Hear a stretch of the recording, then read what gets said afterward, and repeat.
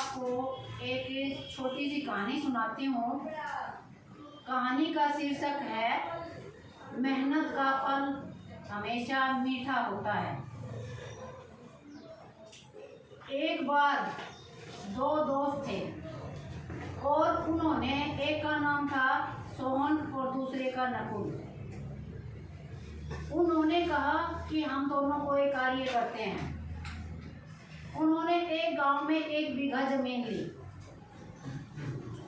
और दोनों उस पर कार्य करने लग गए।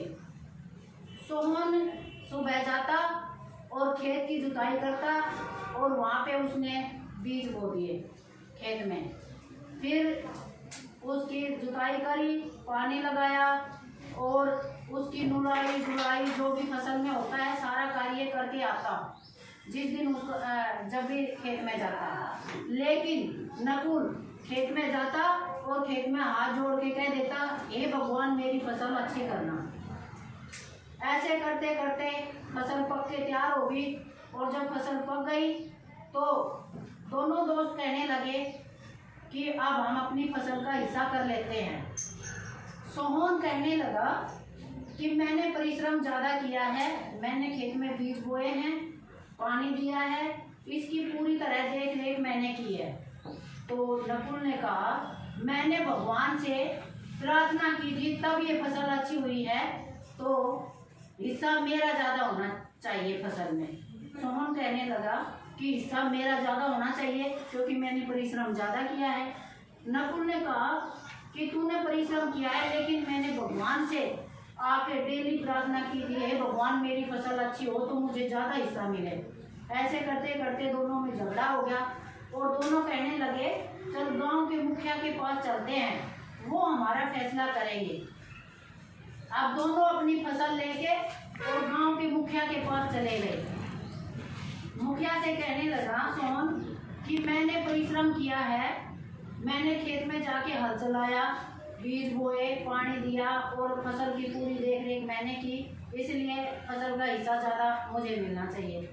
नकुल ने कहा कि नहीं, फसल का हिस्सा मुझे ज़्यादा मिलना चाहिए क्योंकि मैंने भगवान से प्रार्थना की थी। तो गांव के मुखिया ने कहा कि मैं तुम्हारा फैसला आज नहीं कल करूँगा। गांव के मुखिया ने दोनों को एक एक बोरा भर के चावल के अंदर कंकड़ मिलाकर दे दिया। सोहन को कहने लगा कि तू अपना बोरा लेके जा और कल तक ये जो मिलाए हुए कंकड़ और चावल है इनको अलग अलग करके लेके आना, फिर मैं तुम्हारा फैसला करूँगा।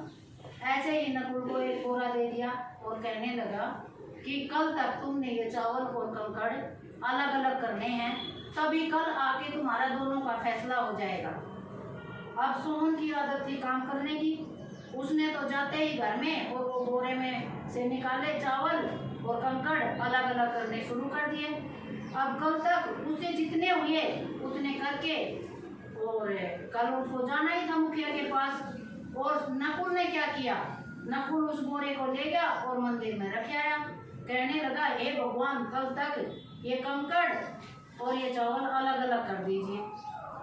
तो सोहन भी चला गया अगले दिन बोरा लेकर उस मुखिया के पास और नकुल भी चला गया। सोहन ने अपने बोरे को खोला, जितने उससे हुए, आधे हुए, जितने भी हुए उसमें से अलग अलग दिखा दिए कि मैंने मुखिया साहब ये अलग अलग कर दिए हैं। अब नकुल कहने लगा, मेरे भगवान ने तो सारे कर दिए होंगे, मैंने तो भगवान के आगे रखा था। अब जैसे ही वो बोरा नकुल ने खोला तो वो कंकड़ और चावल आपस में मिले हुए थे। तो मुखिया कहने लगा कि सोहन ने मेहनत ज़्यादा की है, इसलिए फसल का ज़्यादा हिस्सा सोहन को दिया जाएगा।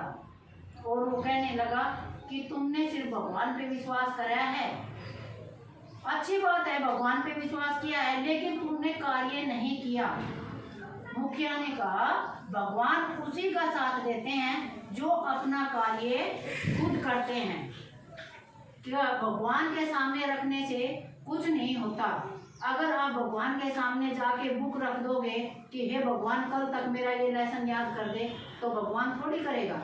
इसलिए भगवान में विश्वास रखो, लेकिन परिश्रम आपको खुद करना पड़ेगा। फिर सोहन को ज़्यादा हिस्सा दे दिया मुखिया ने और दोनों घर आ गए। नकुल भी इस बात को मान गया कि अपनी मेहनत खुद करो, भगवान आपका साथ देगा। बिना मेहनत के कोई कार्य नहीं होता। मेहनत का फल हमेशा मीठा होता है, जैसे कि सोहन को मिला। धन्यवाद।